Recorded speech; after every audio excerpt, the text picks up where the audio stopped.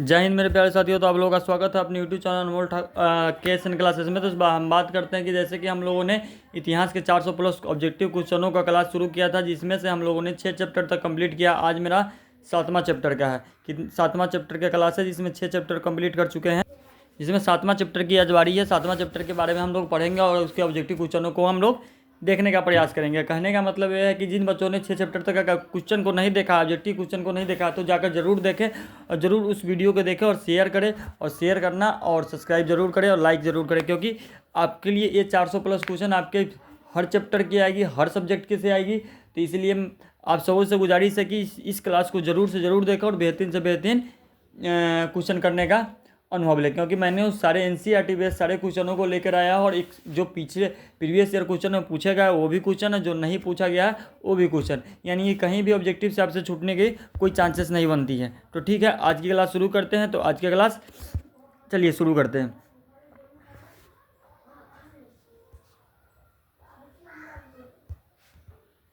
जैसे कि हमारा 7वां चैप्टर है। 7वां चैप्टर है कि एक साम्राज्य राजधानी विजयनगर।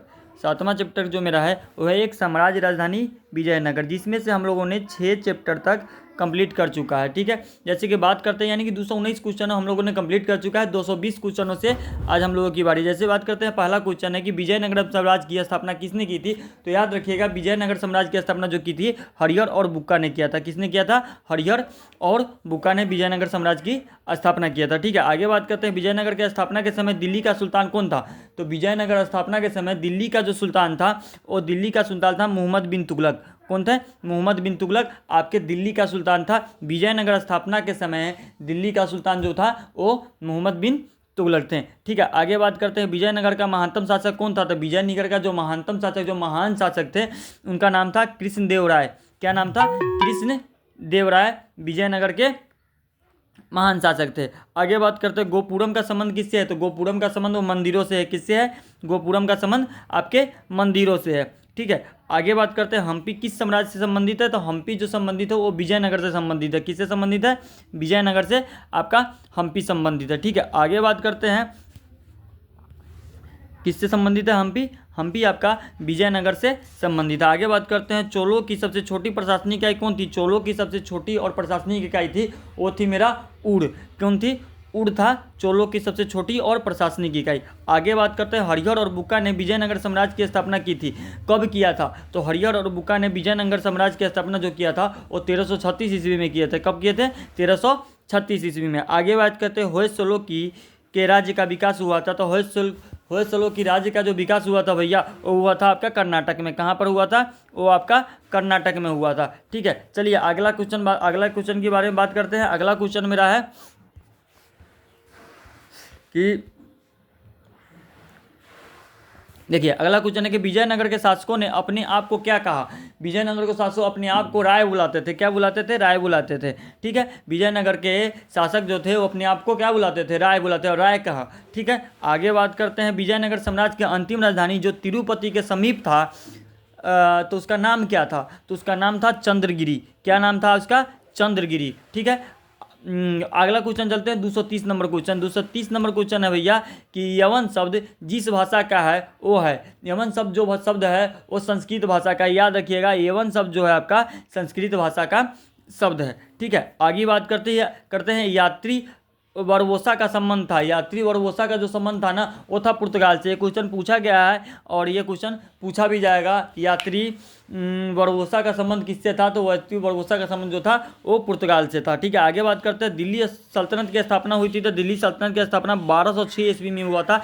ये मोस्ट VVI क्वेश्चन है, इसको हमेशा ध्यान में रखिएगा। दिल्ली सल्तनत की स्थापना आपका 1206 ईस्वी में हुआ था। चलिए अगला बात करते हैं, अगला नंबर क्वेश्चन का कि बहमीन राज्य की स्थापना हुई थी। तो बहमीन राज्य की स्थापना 1347 ईस्वी में हुआ था। कब हुआ था? बहमीन राज्य की स्थापना 1347 ईस्वी में हुआ था।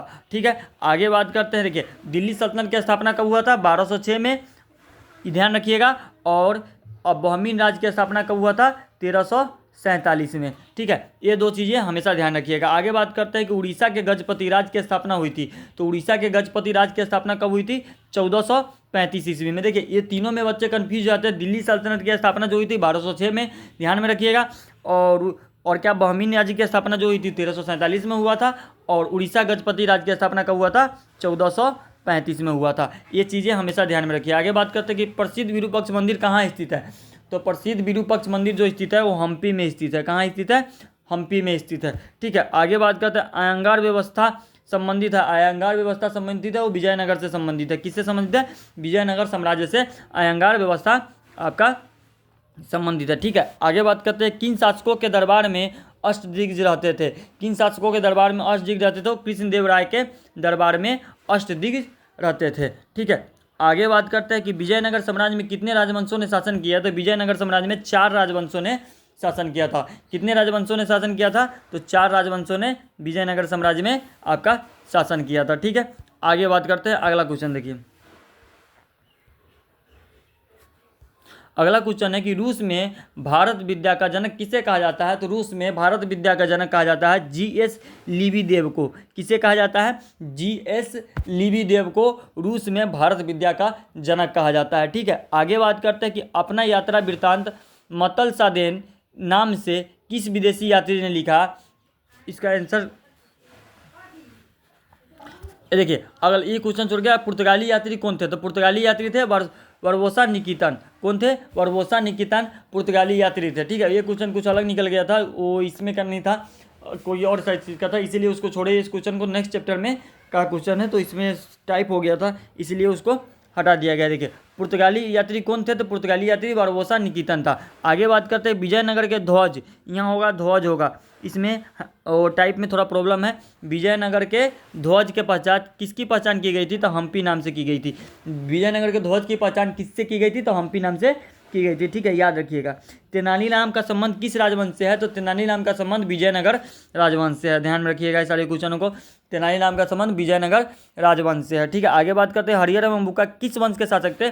तो हरियर और बुक्का संगम वंश के शासक थे। मोस्ट VVI क्वेश्चन है, ये क्वेश्चन कई बार पूछा गया है, इसको हमेशा ध्यान में रखिएगा, तो बेहतर ढंग से पढ़ पाइएगा और बेहतर ढंग से समझ पाइएगा। ठीक है, तो आज 7वां चैप्टर कंप्लीट किए। देखिए, छोटा छोटा वीडियो इस बार लेकर इसलिए लेकर आ रहा है कि आपको पढ़ने और लिखने में समझने में बोर ना हो, क्योंकि ज़्यादा लंबी वीडियो थोड़ा डिस्ट्रैक्ट करता है बच्चों को, इसीलिए छोटा छोटा वीडियो 5 से 7 मिनट 10 मिनट की वीडियो रहेगी। आप इस सारे ऑब्जेक्टिव को बेहतर ढंग से पढ़िए। और मैं बार बार कहता हूं कि अगर आपको इसका PDF चाहिए, अगर इसका PDF आपको चाहिए, तो आप मेरे व्हाट्सएप नंबर जो इसमें दिया गया थंबनेल में भी लगा हुआ है, उस व्हाट्सएप नंबर पर जाके आप मैसेज कर सकते हैं, या मेरे टेलीग्राम चैनल आराम से जाके ज्वाइन कर सकते हैं। वहाँ से आपको PDF प्रोवाइड की जाएगी, ना कि यूट्यूब पर कोई भी PDF आपकी प्रोवाइड नहीं की जाएगी। ठीक है, तो ज़्यादा से ज़्यादा पढ़िए। जो बच्चे 6 चैप्टर का ऑब्जेक्टिव नहीं देखे हैं, तो वो जाके जरूर उस 6 चैप्टरों का ऑब्जेक्टिव को कंप्लीट करेंगे और बेहतर ढंग से पढ़ने का प्रयास करें। जैसे इसका सेशन खत्म होगा, हिस्ट्री खत्म होगा, आपका जियोग्राफी आएगा,